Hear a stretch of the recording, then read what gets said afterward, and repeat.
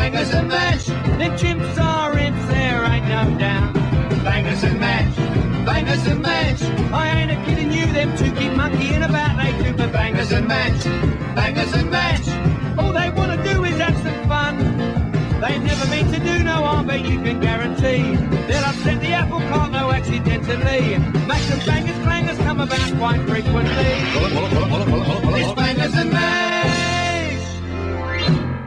Mr. Mash, I realize we haven't done a Nerd Vomit episode all year. Really? Yeah, we haven't done a proper one since last summer. Though we did do our Christmas Vacation episode, which was basically a Nerd Vomit episode and everything but named. Well, if it wasn't a name, it's not a Nerd Vomit. I'm sorry. Those are the rules. It's not a real sequel unless it shares the name. We've been pretty consistent with our themed episodes. I think we've been doing a really good job. Definitely. These last 3 months. Especially 1.5 of them being Godzilla. Yeah, devoted pretty much a whole month to Godzilla. Hey, speaking of which, I just spent $50 on Godzilla movies at FYE. Indeed you did. They were having a sale. You stocked up. You should have done that before we did the episodes. Well, they didn't have one in the episodes. Last year, we made a habit of every time there was a big summer movie, we did a whole episode basically about that. This year, summer movie season kind of started without us. Our dear listeners, whom we love and appreciate very much, haven't heard our thoughts on some of the blockbusters that have come, aside from Godzilla, which of course we both liked very, very much. And we're glad to see that it's done well at the box office on a sequel. And that we're getting a sequel. Isn't developed. Though I am slightly concerned that Gareth Edwards is also doing a Star Wars spin-off movie. We don't know which one, but he's going to direct the first one. That means we won't be getting a new Godzilla till at least 2017, probably 2018, more likely, which bumps me out. Maybe. Then just yesterday, there was also an announcement that Josh Trank, director of Chronicle, is also doing one of the unnamed Star Wars spin-offs. You're the bigger Star Wars fan of the two of us. What are your thoughts on Disney's attempt to turn Star Wars into the next Marvel franchise? Another moneymaker for them. Really depends on the spin-off. I know a lot of people really want a Yoda spin-off. Yoda, Boba Fett, and Han Solo have been the ones that have been rumored thus far. Those are the ones that people are pining for. Boba Fett spin-off, yes. The Adventures of Young Han Solo, maybe. I don't really think a Yoda spin-off would be that interesting. Well, you just need to shut your mouth. If they're going to do that, they should have Pixar do it, because it would mostly be CGI anyway. Maybe. Now that Star Wars is under the Disney umbrella, there's no reason they couldn't do that. Well, right. They also now have the budget to actually film without green screen. J.J. Abrams is very committed to using as much practical effects as possible. The little of we've seen of Episode 7 thus far has been very heavy on puppets and models, right, which is cool. I like that he's trying to stay in the same vein as the original trilogy. They're all taking the lessons from the prequel trilogy. I'm not as big into Star Wars as you are. I think we've always agreed that I'm more of the Star Trek guy and you're more of the Star Wars dude. With the exception of, like, Wrath of Khan, I could really care less about Star Trek. Yeah, you're not that invested in it. I liked A New Hope. The original trilogy, all three of those movies are good to varying degrees. Jedi's my favorite.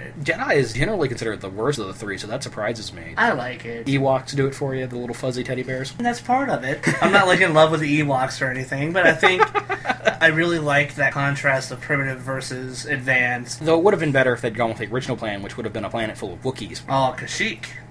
You fucking nerd. I guess when the new Star Wars movie comes out next year, we'll do a whole Star Wars episode. That's probably going to happen, I think. Probably. Yeah, probably. Getting back to the topic of spin-offs, what would you want to see as a Star Wars fan? What spin-offs would interest you? A Yoda. His early years, how he became a Jedi Master? Yeah, it takes a lot of trials and tribulations to get onto the Jedi Council. How did this little Muppet become one of the most powerful Jedis in the universe? Okay, first of all, it's Jedi. Plural, singular? Okay. I've been school, audience. I just think that would be a really cool concept. They don't even have to be young adventures of Yoda. Maybe he's already a council member, but you see some of his adventures that he takes. That could work. I would like to see a movie that would maybe take place between Revenge of the Sith and New Hope. Supposedly this is the time period in which Vader goes and hunts down all the leftover Jedi. Yeah, which is what the prequel trilogy should have been, anyway. I really feel like that all three of those movies probably could have been fit into one movie. Are you saying we didn't need Jar Jar Binks, JD? Nobody needs Jar Jar Binks. I guess it's good for Gareth Edwards' career to be doing this, but I really would prefer him to make Godzilla 2 over the Yoda Chronicles or whatever. But what do you think of Josh Trank? We liked Chronicle, increasingly seeming like that was a long time ago, and everything we've heard about his next film, the new Fantastic Four, has left us very skeptical. I mean, I have to wait and see it. A lot of people are upset about Michael K. Jordan as Johnny Storm. I'm actually alright with that. It's not a character where race is a particularly important component of his character. I'm fine with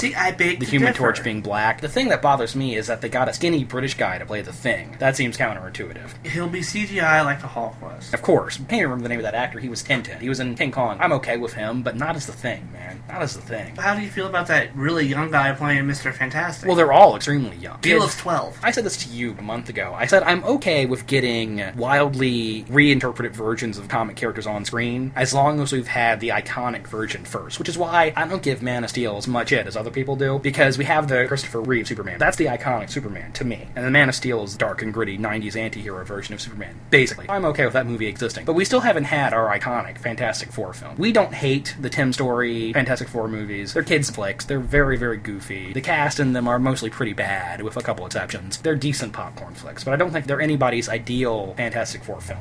I'm very apprehensive because this is obviously a wildly different interpretation of the Fantastic Four, and we still haven't got the comic version on screen. Why change the history of the character? Getting off of that hot button topic, sticking with Marvel, there have been news with the Ant-Man film. This has been very controversial. Could Ant-Man be black? Ant-Man could be black because nobody cares about Ant-Man, and that's part of the problem facing this movie. For years, Edgar Wright, a director whom we both admire a great deal, I've really, really enjoyed all of his movies. For years, he's been developing Ant-Man at Marvel, even before the first Iron Man came out, and now he's walked out of the project. He didn't walk out, they kicked him out. From understanding, he left. It was his decision to leave. There was a creative difference between him and Marvel. Marvel wanted to take the project in a different direction. My guess is that Marvel wanted more of an action movie, and Edgar Wright wanted to make more of a comedy. This would just be my guess based on his style of filmmaking. He had a full cast ready to go with Paul Rudd and Michael Douglas, and now there was this mad rush to find a director, and right now it seems to be coming down to the guy who directed We're the Millers and the guy who directed Zombieland and Gangster Squad. Now, out of the two, I would probably go with the Zombieland guy, since he clearly has a stronger ability to balance humor and action. A lot of people in the nerd community, and myself, have lost a lot of interest in this movie following Edgar Wright's exit, because without that distinctive directorial vision, how are they going to make Ant-Man an interesting character? Let's face it, he's not the best hero. Now, I'm not just talking about the smacking his wife around thing, just his powers are not very dynamic, and you'd have to think of a really interesting way to make his ability to get really, really small effective on screen. I lost interest in the character as soon as I found out Simon Pegg wasn't going to be in the movie. I'm like, Simon Pegg's the perfect Ant-Man. He certainly would have made the character likable, but I'm okay with that. I'm okay with Edgar Wright's British films being distinct from his American movies. None of the Cornetto Gang was in Scott Pilgrim, and I loved that film. I'm outing myself as a Scott Pilgrim fan. I know that's controversial too, but Yeah, I like Scott Pilgrim. yeah, I thought that was a pretty badass flick. But another Marvel Phase 3 news, they announced they have a director for... Well, first off, they confirmed that a Doctor Strange movie is happening, and they have a director. Scott Derekson, who directed Sinister, is directing Doctor Strange. This seems to imply that they're taking that film in a more horror-oriented direction. Really, really interesting. The thing that Marvel is starting to do with their movies, they're not just superhero films. Captain America 2, which we'll talk about in more detail in a little bit, was both a superhero movie and a conspiracy thriller. Iron Man 3 was both a weird Shane Black movie and a superhero movie, though how successful it was in that regard is up for debate, I think. Doctor Strange is going to be both a horror film and a superhero movie. That would be pretty interesting to me. Certainly not out of the range of the character. Doctor Strange has always been about battling weird cosmic threats and demons and things. So, yeah, I mean, I think it's a great choice. I mean, one of his archenemies is named Nightmare, after all, and the other one has a flaming skull for a head. Dormammu.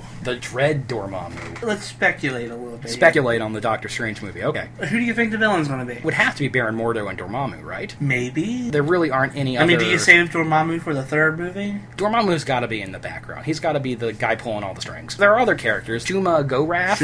I would love to see that on screen. He's basically the Marvel version of Cthulhu, so that would be cool. He's an offbeat character. I think it should be an origin story. I want it to just be a straight-up magic fight between two sorcerers. I think that should be the extent of it for the first film. Don't go too crazy. He's a weird cosmic character. As far as the director goes, I'm still not sold on Scott Derrickson. I know in the horror blogosphere, everybody loved. Fans went nuts for that movie, and I really wasn't that impressed with it. I thought it was a pretty average studio boujo. Felt the same thing about The Conjuring, though that movie is better. We'll see how that goes, but it is certainly an interesting development. So who would you like to see as Doctor Strange? I'm one of those people. I'm really rooting for Johnny Depp. And that's a name that's been rumored. I feel like it's going to be him if they can get him. He has a good relationship He with obviously Disney. has a relationship with them, yeah. He's a big draw for the Pirate series, so they might... But then again, Lone Ranger bombed, so I don't know, maybe he doesn't have as much But he wasn't cred the main with Disney. character in Lone Ranger, though. Well, the ads made it look like he was. I still haven't seen that movie, so I don't know if it's actually any good or not. I was reading on one of my websites I go to, and they suggested Ken Watanabe as Doctor Strange, which I thought was a really inspired choice. I would love to see him in that role. He would work, but you know who you'd almost be better for? Baron Mordo. He could also be Dr. Druid, just because he's Asian, I guess. Speaking of Edgar Wright and Johnny Depp, now that he's walked off of Ant-Man, he's apparently going right into development on his Kolchak, the Night Stalker movie, which Depp is attached to. I think we have brought it up. I think we brought it up on the Vampire episode. Kolchak, the Night Stalker, both the movies and the TV show, are one of my favorite things ever. I really love that character. The prospect of a big budget feature-length version is very interesting. I mean, Edgar Wright is a director whom I like. He's never really made a straight-up horror film. Even Shaun of the Dead was not really scary. Something that a Kolchak movie needs to be is scary. That's something I've always loved about the series, is it was always scary. I trust Edgar Wright enough to assume that he would do the right thing with the character, but Johnny Depp is Kolchak. I don't know. I don't know if that'll work. These are all things that are in development that we're all interested about, that we're all looking forward to, some more apprehensively than others. But let's talk a little bit about some of the movies we have seen this year, some of the big summer films. You and I have been debating. I said Spider-Man 2 was the start of summer movie season, and you said, I don't know, man, Captain America. That opened in April. It's not summer. I know it opened in April, but it was a really big blockbuster, so it started summer blockbuster season. And we liked that movie a lot. Oh, it was so good. It was very, very good. Easily the best of Phase 2 thus far. Avengers 2 hasn't come out yet. We'll see. I liked it better than Thor 2, which I liked, and I liked it much better than Iron Man 3, which I didn't really like very much. Yeah, Iron Man 3, that's a hard one to digest. We won't talk too much about Winter Soldier, because honestly, it's been 2 months since we've seen it, so the memories are starting to fade. We both did enjoy the film. I liked how they handled Falcon, that opening scene with them running, and then how they brought that back for the very end on your left. I really like the relationship between Cap and Black Widow. I'm glad they brought her in as, I don't know if she was a romantic lead or a sidekick. I think of her as more of a sidekick, because she spends the whole movie trying to hook him up. The film was shipping them pretty hard, I think. Public displays of affection make people uncomfortable. Well, yeah, maybe. I think the movie was more flirting with the audience's expectations, more so than the idea of... And it doesn't matter, because if you look at the internet, people, they want to ship Captain America with Bucky. The long black hair, the emo character. I mean, totally. No surprise there that the internet thinks those two should be making out. I'm just assuming. About the only major disappointment I had with the movie, and it wasn't really a disappointment so much as just a thing I was expecting to see. I guess the movie's been out for 2 months, so if you haven't seen it yet, you're SOL, buddy. At the end of the film, Robert Redford is revealed as the mastermind, his character, the head of S.H.I.E.L.D., the infiltration of Hydra. They're bringing about the Alex Jones apocalypse. They're going to start the New World Order, basically, and start killing people. When he dies at the end of the film, I was really disappointed they didn't pull off his face, and it was Red Skull underneath. I think we were all expecting that to happen. Especially since they made a new Red Skull toy. They gotta bring that character back, right? We didn't see a body. There's no way he's dead. I think he's gonna come back as Cosmic Skull. I know Hugo Weaving isn't interested, but that's a character they can recast. He's under makeup anyway. I was really expecting him to be in a jail cell in Thor 2 or something. I mean, he's in Asgard, right? Maybe the Collector got it. Maybe the Collector did. I guess we'll find out. Spider-Man 2, this has been a much contested film. And I think we both liked it a little more than the internet did. Overall, I liked the movie. It had some strong points, but it had its weaknesses. The common complaint is true. The film is working so hard to set up the rest of the franchise that there's really no room for the movie to do anything in its own. I feel like that's more studio meddling. Oh yeah, it's very clear that it is. I said to you after the film, it's like they try to squeeze in an entire movie in the last half hour. Again, spoiler alert, the movie's been out a month. If you haven't seen it yet, get over it. The Green Goblin and the death of Gwen Stacy should have been the third movie. The movie even has a logical ending point. After they kill Electro, that's the end of the movie. They add in a whole other movie there at the end. Well, no, I told you how I think the movie should have ended. What, with him cradling... With him cradling Gwen. It would have been the ballsiest superhero movie ending ever. That would have been a very bold move, and I would have admired Peter Parker weeping over his girlfriend's dead body. Cut to credits. That would have taken some balls. That would have been such a powerful ending. It still would have left the Goblin free for a third movie. Would have left some ambiguity to that end. I feel like that would have been more satisfying than the first act of your next movie, essentially. Yeah. But they didn't do that. You hating cliffhangers. That would have been the biggest cliffhanger ever. But it would have been different. It would have caught everybody off guard, and sometimes that needs to happen. We as nerds know that Gwen is destined to die, but the general audience is not aware of this. The general person off the street who just says, oh yeah, new Spider-Man movie, I'll go see that. They have no idea that Gwen Stacy is fated to die. They had really pulled that off. It would have been a huge shocker to middle America. A lot of people have been criticizing Jamie Foxx as Electro, saying that it's very reminiscent of the Joel Schumacher Batman movies, and I agree with that. Kind of like it. Made me very nostalgic for 90s style superhero movies. Kind of liked that Electro was this very broad, cheesy character. Was Jamie Foxx going way over the top as an actor? Oh yeah. And I question his dubstep theme song, a dubious soundtrack choice. You hate it, but I like the little taunting thing he did where he played Itsy Bitsy Spider. Oh, that was so cheesy. It was cheesy. I like it. The general perception is that the Amazing Spider-Man series is completely unnecessary. They're not well liked in general. The chemistry between Andrew Garfield as Peter and Emma Stone as Gwen was one of my favorite scenes in the movie.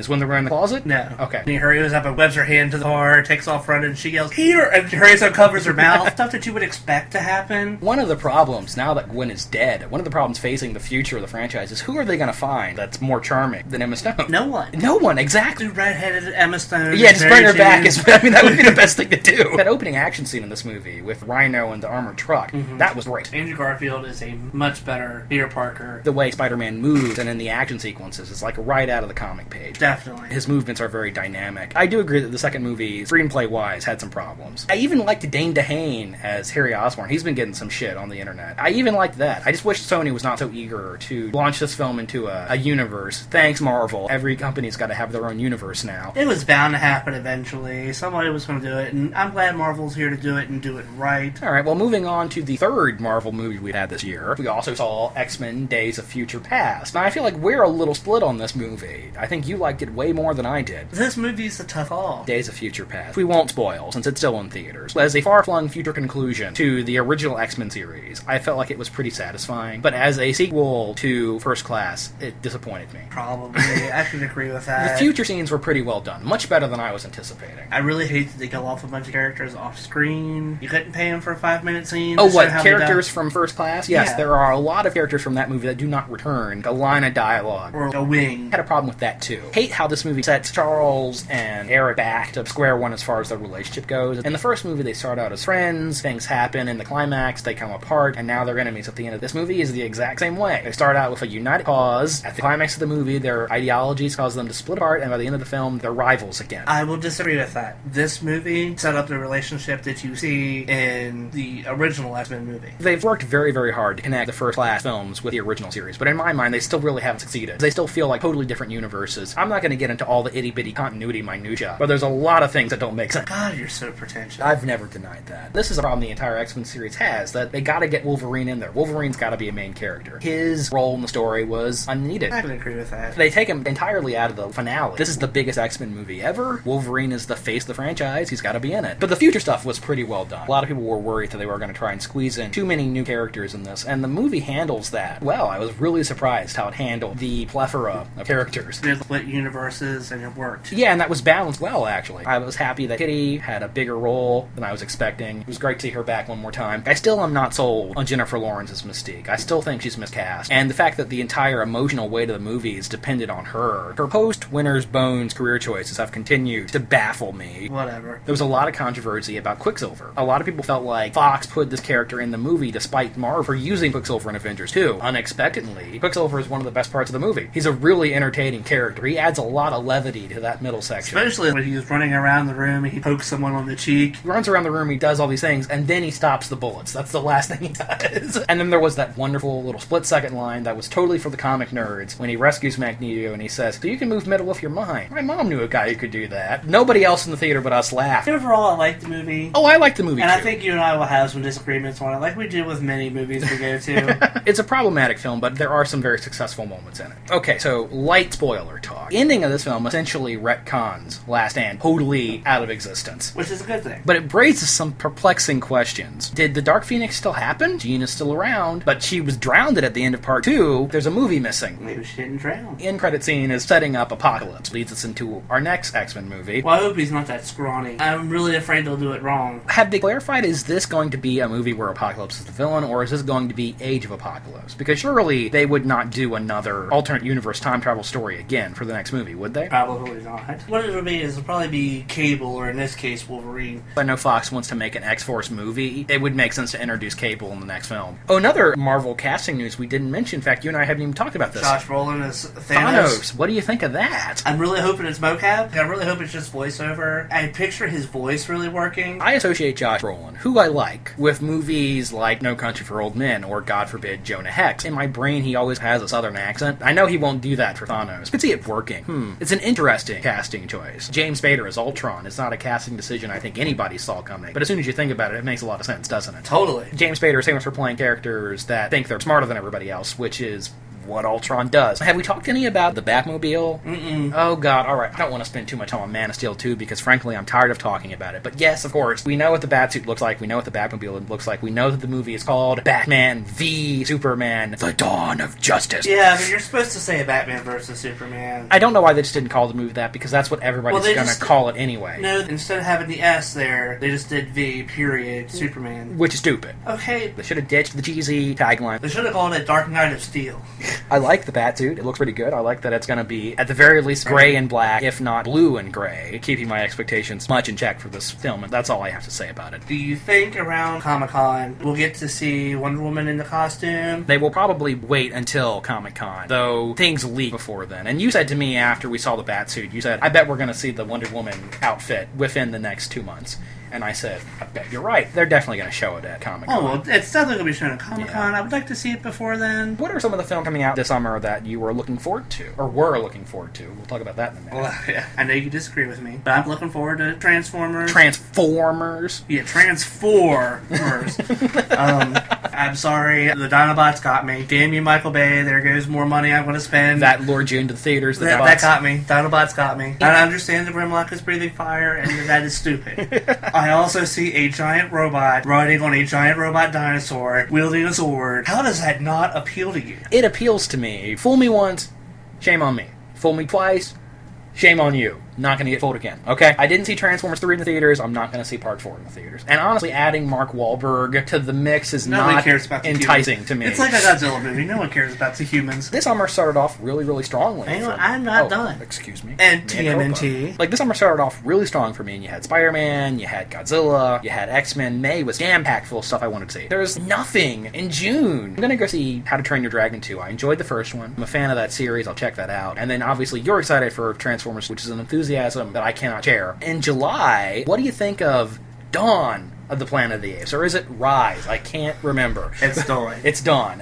Even though, doesn't the Dawn usually come before the Rise? Anyway, I was apprehensive on this. I saw the first one, I liked it, but I honestly have not really thought about it very much in the intervening years. The trailers for this one are pretty good. Yeah. I might check it out. It's kind of like Jupiter Ascending. That was the one that I was really excited about for July. Kind of like I'll be convinced that I was going. Yeah, I was trying to sell you on this movie, and you were like, I don't know, Channing Tatum with Vulcan ears on hover shoes. I don't know, man. But then we saw the trailer before X-Men, where there are giant robots and gargoyles, Mia Kunis floating in a rose dress on the moon of Jupiter, and you're like, alright, I'm gonna go see that movie. But now, at the last minute, 6 weeks before release, the trailers and posters are out there. The trailers that say July 17th or whatever are out there. Now, Warner Brothers is moving the movie to February. This, to me, says the studio has no confidence in the film. They're burying it in February. They're writing it off as a flop already before it even comes out. It makes me very, very angry indeed. Come up on the show before. I'm a big fan of the Wachowski brothers. Mm-hmm. I've been a long-time defender of them. With the exception of Matrix 2 and 3, I have loved every movie they've made, and I am including Speed Racer. That film's a masterpiece. I'll be right in 20 years. And this movie looked like they're doing their crazy, big-budget action sci-fi thing, and it looked awesome, and now I'm going to have to wait till February to see it. Nobody else is going to see it but me. It's going to bomb horribly. Because it's not a remake, a sequel, or a reboot, the studio has no confidence in it. I'll see it with you. You are interested now. I finally got you intrigued. And it makes me angry. Even when this movie was still supposed to come out in July, you watch the trailer on YouTube, and all the comments are like, looks gay, looks stupid, man, it looks dumb. Nobody's interested in original ideas anymore. It irritates me. They didn't have turtles. Yeah, and then in August, things pick up again. The Michael Bay produced, Jonathan Lieberman directed TMNT movie. Could we go ahead and say that we're going to do an episode about this? Yeah, let's get them prepared. Okay, in August, yes, we are doing a episode about the entire Ninja Turtles multimedia franchise. So some parts will be more explored than others. If you're expecting an in-depth explanation of comics, no, and we're not going to happen. And we're not going to go on an episode-by-episode basis for the cartoons. The new Ninja Turtles movie, it's probably going to be terrible. Right, but let's talk about some of the things that we've seen that we like. Like the individualized turtles. Yeah, I do like that the characters have a little more distinctive attributes than just the color of their bandanas and their weapon. I really like that Michelangelo has the t-shirt tied around it. He's a party dude. Very lackluster party attitude. You know, I really like Leonardo looks like a samurai. I think that's a neat little touch. Though Johnny Knoxville is the voice. What do you think of that? Well, anyhow, we're not going to talk about those. That's the things we like. You know, I really like that Donatello looks like a mad scientist. That just makes sense. Some of that looks better than others. I really hate the glasses that have the tape in the middle. That doesn't look good, but... And then Raphael's been doing some crunches. I don't even remember what he looks like. The turtle has abs. Or did we solve the Shredder? He looks like the Shredder. It's a little overdone. All of the designs are a little overdone, but overall, I don't think that's going to be this movie's problem. Megan Fox, and you can just watch a trailer and you can see that it's Michael Bay visual. You want to hear one big complaint that I have? Already? What's that? It's going to be something stupid, so brace yourself. I'm prepared for stupidity. You're always criticizing me for this. But April O'Neil does not have red hair. How can you even say that? April O'Neil has always had red hair. But not the Megan Fox April O'Neil. She has her regular dark brown or black hair or whatever. Oh, well, she's miscast anyway. I've completely written her off. At least dye her damn hair. Really, just commit to it, goddammit. At least I got her in a yellow outfit. I will give him that. We're gonna go see it, obviously. I've committed to doing a podcast episode about it. It's gonna be bad. There's pretty much no chance of it being good. The week after that is Guardians of the Galaxy, which we are both very excited about. Yes, especially after seeing that trailer. Ooga chaka. I'm happy that movie looks so weird, that it's gonna be so weird. Sorry, you started this. It might be so weird that it might not even connect with a mainstream audience, but Marvel is really working hard to sell it. And you know they're going to sell so many plush toys of Rocket Raccoon. Would this kind of count as an original sci-fi? It's not original in the sense that it's based off a pre-existing property, but it is original in the sense that this is something we've never seen on screen before. Fair enough. I'm really excited that Marvel is letting James Gunn, who's a very quirky, independent filmmaker, do his thing with this big budget property. We're obviously excited for that. And then 2 weeks after Expendables 3, I'm looking forward to that. Who isn't? There are a lot of people who don't like those movies. A lot of people think those movies are terrible. And those people are all... They're not the right audience. They shouldn't even be watching those movies. Well, there has been some rumors the movie might be rated PG-13, which hardcore action fans have been losing their shit about. He also said it's going to be as close to an R as we can get it, guys. Well, he also said the last one was going to be PG-13, so we'll see. I'm not jumping down anybody's throat yet. Harrison Ford, Mel Gibson is the bad guy, Antonio Banderas, Wesley Snipes, Kelsey Grammer, which is such a bizarre choice it actually makes me kind of They interested. should have Wesley Snipes use a sniper rifle. And there should definitely be some exchange between Sly and Wesley Snipes about either seashells or Taco Bell. Oh, yeah, definitely. Totally pumped for that. And then that's the summer. Stuff coming out in the fall. Have you watched the trailer for Big Hero 6, keeping with the Marvel theme? I did watch that. But they didn't show the other... Yeah, they focused on the robot, which they're also going to sell so many plush toys of. Oh, I'm sure.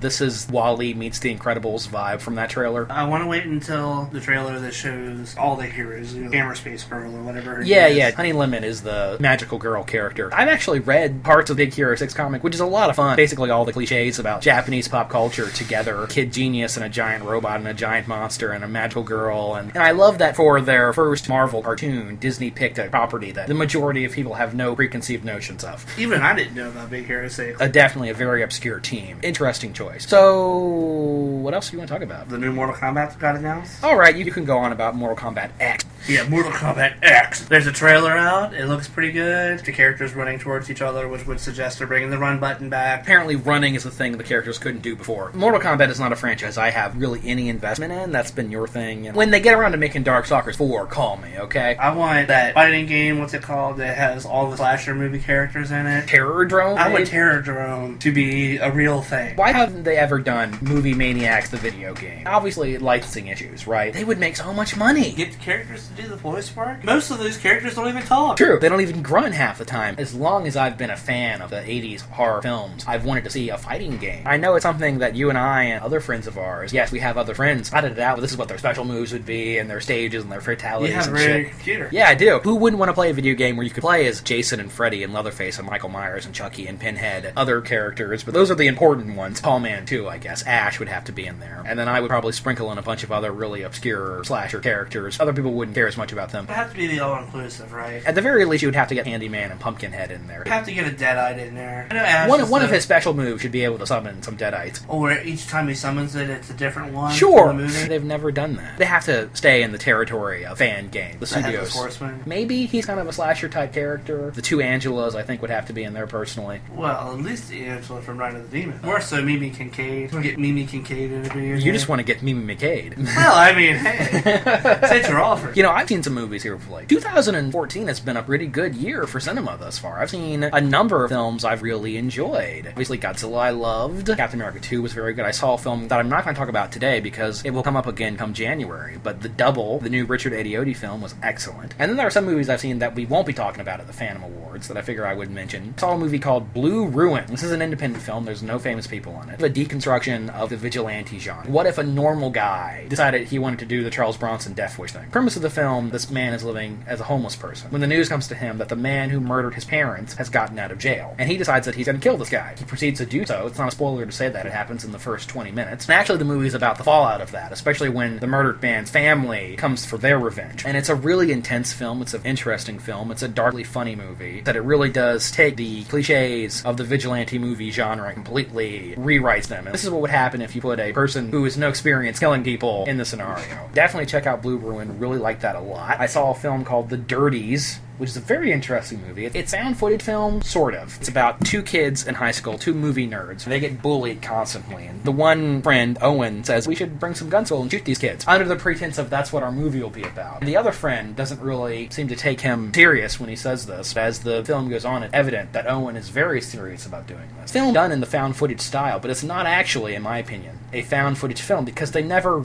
really reference the cameraman. What I think it means is the main character is obsessed with cinema cinema. One of the characters even says to him, you act like you're in a movie the whole time. What it is, he's acting like he's in a movie. It's presented as if there's a cameraman when there really isn't. That's a really interesting movie. They're doing a unique distribution with it. They're distributing it via the internet. This isn't a theatrical film. You can buy it on iTunes. You can't see this in the theater. Check that one out if you're interested in that sort of thing. That's a really entertaining, interesting film that also isn't afraid to go some pretty dark places. The new game systems have come out since our last Nerd Vomit. Oh boy, the PS4 and the Xbox One. These have been very divisive systems for sure. Not really. Everybody seems to hate Xbox One. It's because they keep saying, alright guys, hey guys, we're gonna do this. And then they're like, hey guys, JK. And they're like, no guys, but really we're doing this. I am not involved in the video game. It was a time when I was really invested in gaming. It was a period probably from 1999 to 2005. I remember when the Dreamcast was supposed to come out, and I was, of course, we've mentioned it before, I'm a big fan of the Sega company and those characters. I was really excited for the Dreamcast, and I got it, and I played the shit out of that thing, man. I played a lot. Played a lot of Sonic Adventure, played a lot of House of the Dead 2, played a lot of Capcom vs. Marvel. That was my thing back in the day, when the Dreamcast was crushed completely by the PS2. I decided then the Xbox, which was still a new thing at the time, that was the closest to what I was looking for. The closest thing to a new Dreamcast, and I played a lot of Xbox. I played a lot of Dead or Alive 3. I played a lot of Grand Theft Auto on that. Played a lot of Halo. I was very invested in that system. But then, in time, I just lost interest in it. Bought a Wii for a Super Smash Bros. Brawl. I haven't really played it in a very long time. And I have an Xbox 360, and the only time I play that is when you're here. And you say, hey, you want to play some Capcom vs. Marvel 3? Sure. And I really have no intention of getting any of the new systems. I thought about maybe getting a Wii U so I could play the new Smash Bros. But then I saw that Nintendo is so committed to their game gimmicks that apparently in some of the Wii U games, you have to look at the stupid gamepad in order to do certain things. That is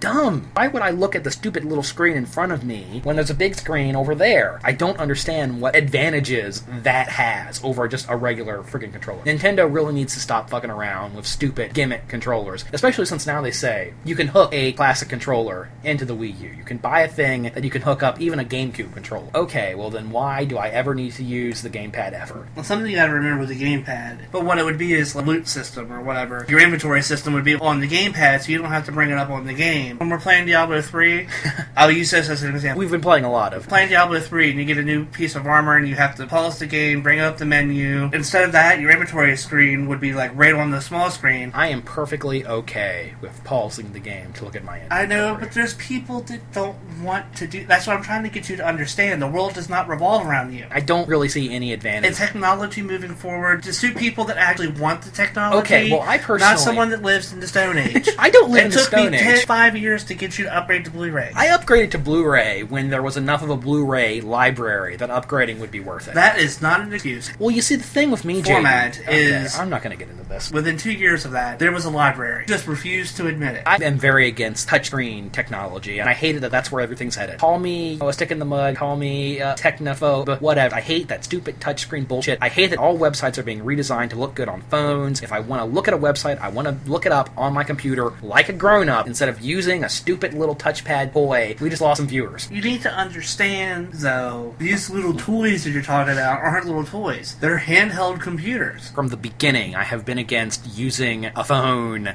as anything but a phone. I understand that. If you're going out and you're buying a tablet, you're going to expect it to do certain things. Okay, yeah, that technology exists, I'm fine with that. But I hate everything is going to that. They want a mobile version of Facebook or whatever, that's fine. Let's not completely redesign YouTube so that it only looks good on a mobile device. A lot of people still use regular computers to look at things on the internet. I don't know. This is really, really off topic, isn't it? It's a nerd vomit. Do our viewers care about hearing me bitch about the onward march of technology? What else are we going to talk about? So you bought Tenchi Muyo on Blu-ray? Yes, I did. When we did our anime episode last October, which actually has been one of our better received episodes, I thought people would hate the anime episode, way outside of our comfort zone. But it's actually been doing okay. I had rewatched Tenchi Muyo fairly recently, like within a few years. I still love that show. And that inspired you to go out and buy it on Blu-ray. Both the OVA and the television series. Yes. You rewatching it and rediscovering it, remembering, hey, wow, this holds up. This is actually still pretty good. But still, no Dragon Ball Z in my, But it's better than Dragon Ball Z because it's got boobies, JD. That's true. There are things I like better about it than Dragon Ball Z. The writing? I'll always have a soft spot in my heart for Dragon Ball Z. The OVAs especially sure look pretty on Blu-ray, don't they? Oh, God, yeah. Quality of that hand-drawn animation.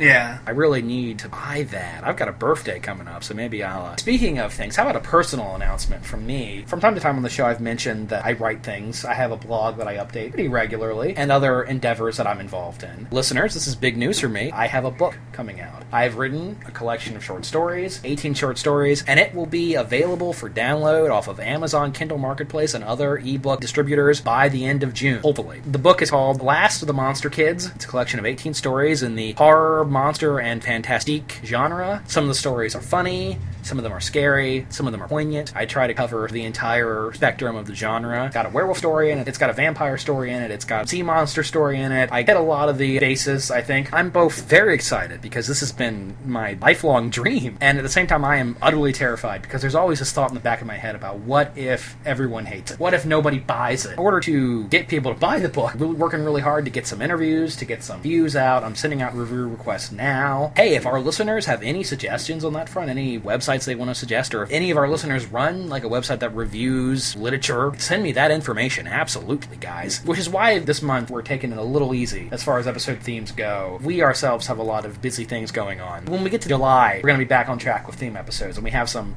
exciting things coming that I won't disclose. So, since we're talking about things we're writing, should we talk about Godzilla versus the Apocalypse? After seeing the new Godzilla movie, and we just can't seem to get off this topic this month, we've gone kaiju crazy. Kaiju crazy with a K. Yeah, of course. After seeing the new movie, you said to me, we should write the ultimate Godzilla movie. We responded, we should. We should. That was my exact reaction. And we've been hashing it over in our brains, and I think we figured it out, a two-part screenplay. This is going to be 2 movies, Godzilla versus the Apocalypse. We're going to have things like Godzilla doing a Shoryuken dragon punch with Manda. At one point, there's going to be a fight where he grabs Manda and then lassos another kaiju with it. And I think I've figured out a way to get every monster over the course of these 2 movies in there. All of them. Even like the Skeleturtle. And our plans for Godzilla versus the Apocalypse, which is going to be the second movie. I still haven't figured out a good name for the first one. This is going to be a sequel to the Heisei era. Yeah. Miki going to be very important. And this Godzilla, I guess, is technically Godzilla Jr., isn't it? But the mature version. I'm still hashing it out in my brain. There's going to be a fight scene in the second movie. I'm going to go ahead and talk about this. It's going to be a 3-way battle between Godzilla, Destroya, and Space Godzilla. In space. Why not? Godzilla, also, we tell how he gets in space? Well, of course, he flies into space using his atomic breath. Right? He rockets into space with his atomic breath. We're bringing that back. Godzilla's going to surf down back into the atmosphere on a giant rose petal, which I believe indicates the presence of another character. This is basically fan fiction. I mean, it is. No, basically, it's fan fiction. We will release this over the internet in some capacity. We're going to make this available for people who are interested in reading it when it's done. Have we decided whether or not we're going to do this as an audio play? Or? Probably not, because audio plays are an immense amount of work, and I can't be both working on my book and the podcast and an audio play at the same time. Even my free time has a limit. It's something we're doing together just for the fun of it. My book, The Last of the Monster Kids, I've been working on this for 3 years. It's been a lengthy endeavor. These screenplays are going to be a way for me to unwind and just write something just for the fun of it. Because we're doing that, and we're also going to do House of the Gill Man. House of the Gill Man has been ready to go for a year. We just have to write it. And that's something else we will probably make that available for download. It's basically fan fiction, but not quite. The serial numbers are filed off a little bit. Dracula, Frankenstein, the concept of mummies and wolfmen, they're all in the public domain. As long as we don't mention Creature from the Black Lagoon, right, they probably won't sue us. I think maybe House of the Gill Man be the hardest thing. I'm not sure if Gillman is a copyrighted term or not. I really don't know if we can call our underwater fishman a Gillman and get away with it. It would just be the title of the movie. Yeah. Because we don't refer to him as the Gillman. We refer to him as Rico. Yeah, his name is Rico. It's like a triple reference because, of course, it's a reference to the guy in the suit in Darkstalkers in the American version. The Creature from the Black Lagoon type character is also named Rico, which I believe is coincidental. Yeah, I didn't plan that. I had actually taken the first name of Rico Browning and the last name of Ben Chapman. Chapman, yeah. I made Rico Chapman. And speaking of Rico Browning, let's go ahead and announce this. Though we haven't bought our tickets yet, so I guess we could go onto the website and they could be sold out, which would bum me out. Horror convention season is upon us. Our next episode will be coming to you live from Monster Bash 2014 in Mars, Pennsylvania. So our next episode will come to you from Mars. That's our theremin impersonation. Yeah, we're going to be going to a classic horror con, and this is something new for us. We've done horror conventions before. This will be our third or fourth year at Monster Mania. Your third, my fourth, right? Yeah. But we've never done a horror con strictly devoted to just classic horror, which is something we're both passionate about. Yeah. You know? We both love the genre in the altogether, but fandom... Hence House of the Go Man. Yeah, a large portion of our fandom is devoted to classic horror, absolutely. And in fact, the big guest here at this convention is going to be Rico Browning. Julie Adams. Julie Adams, yeah. The last living Universal monster and the last living Universal Scream Queen. Really excited to meet these people before they die. Actually, we might have mentioned this on our Monster Mania episode last year. We're definitely going. Doing some guerrilla marketing for my book. Message us on Facebook if you're going to be either con. As Monster Mania is actually in October this year, which is cool. I'm glad that it's in the Halloween season proper. And the big guest is... Robert Englund. Robert Englund, whom we have been wanting to meet, and you especially have been wanting to meet since we've been going to HorrorCon. I practically fainted when I saw that I was going to get to When meet I him. told you that Robert Englund was going to be there, you said,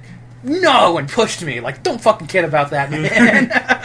I will fucking end you. No, JK, I'm 100% serious. And this means I'm going to have to go on eBay and get a copy of Freddy's Greatest Hits. I gotta have Robert Englund sign that piece of Freddy memorabilia. I'm just going to get him to sign himself. The Power Glove Freddy. Which you've never taken out of the package. I've never taken out of the packet. You know, I'm sure he will be signing many, many action figures, though I hope I'm the only guy with Freddy's Greatest Hits. Because I looked at the doll that I have, and It's in rough condition? It's in rough condition. We love horror cons. They're exhausting, and they're prohibitively expensive, but we always love doing them. They're just so much fun. It's not that it's exhausting, it's just you don't have time to rest because you're bouncing from place to There's place so to place much to to place, do. and there's just so much to do. By the time you actually get to sit down, you just pass out. We do enjoy it. Hope we do better this year. I feel like our HorrorCon episode last year was just a little mediocre. I'm going to put more effort into it this year, I think. I'm ready for Halloween to start. It's how it is with me. I put so much effort into Halloween. It's more important than Christmas for me. Then for a couple of months, I'm just exhausted from it. I don't want to think about it at all. Usually by the time the summer heat hits, because I don't like summer. Summer's a bummer. By the time summer rolls around, I'm ready for Halloween. I want it to be September again. And I think that's why I'm choosing to publish my book. Several of the stories which are set on Halloween in the middle of summer. That way, by the time it really picks up, it'll be seasonal. And I don't think I'm alone saying by the time summer rolls around, we're ready for fall. We're ready for that time of year to come around again. You know what I would like to see? I would like to see just good,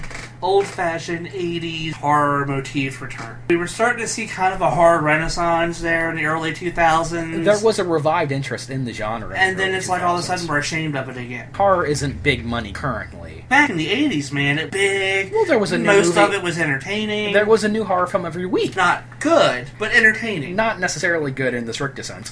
But it didn't look cheap, and it didn't also go to the polar opposite of being too polished. It was as gritty as it needed to be. Yeah, there was a balance. When practical effects are done badly, there's still a tactile sense to it. But when CGI is done badly, it feels really, really cheap and bad. You Yeah. know? CGI blood. Oh, I really hate CGI blood. It is the bane of the horror fan's existence. Hate it so much. The Asylum movies, when somebody shot and you can tell that it's the fucking blood splatter effect right out of After Effects, right out of Photoshop. Put a little more goddamn effort into it. Speaking of the Asylum, we talked about Expendables 3, something that's The coming... Mercenary. Mercenaries, which is the low-budget ripoff of the Expendables all-female action star action movie before the real one even gets out. And what really sucks is that it's got kind of a good cast. I know, it's got Christina Loken, the Terminatrix, Zoe Bell, both of whom we are big fans of, Bridget Nielsen, Vivica A. Fox, Bridget Nelson, who is Sylvester Stallone's real ball-busting ex-wife. in addition to being Red Sonja, and Cynthia Rathrock, the low-budget 80s, 90s female action star. And it's just a bummer that the Asylum's making it, so you know it's going to be terrible. What really sucks is that we're really going to waste money on watching it. I'm totally going to watch that movie, even though it's going to be terrible. If we were to make an all-female action hero movie, who would be in it? First off, I hate the title, The Expendables. It's diminishing, isn't it? It's like Stallone, but the chicks. My brain, the project would be called The Valkyries. In my brain, Gina Carano would be the leader. She would be the Stallone character. Zoe Bell would be like the Jason Statham. She would be the best friend, and she would have a knife thing. The smart one's Lucy Liu. The Dolph Lundgren would be Michelle Rodriguez. The bad guy would be Lucy Lawless. Of course, I would love to see her play a villain. Hamger would be the chief. She'd be the person behind the desk, giving everybody orders. Lucy Lawless. Her and Zoe Bell should sword fight. Well, that would make sense, yeah. Without ever having like a really definitive plot outline in my brain, I see this movie very clearly. And it's so disappointing that the first person to do it is the Asylum. Why did it have to be them? Why couldn't it have been a real studio? I've always said that Sigourney Weaver needs to be in it. Sigourney Weaver, Linda Hamilton, these are names that have been... Jamie Lee Curtis. Jamie Lee Curtis, they Has have... she been in enough action movies to Well, I really... mean, True Lies, Blue Steel. She's a tough broad. I think she can handle it. We have managed to ramble on for a quiet amount of time for a nerd vomit. If you want to write the show, our email, bangersinmash88@yahoo.com. yahoo.com. That's the letter N. That's the word bangers. That's the word match. That's the number 88 at yahoo.com. And don't forget to look us up on Facebook. The Facebook group has been gaining a little bit of traction. 20 likes. I really appreciate everybody on the Facebook group. Book is coming out. I will post that information to this episode profile when it's released. Very exciting time to be a part of the Bangers and Mash show. As always, we really appreciate listening. Big hugs from us to you guys. You got any final words you want to say, Mr. Mash? Live from New York. It's Saturday night. No. Okay. No. This is Mr. Bangers, a.k.a. Zach, signing off. Adios, mi amigos. We'll hear from you soon.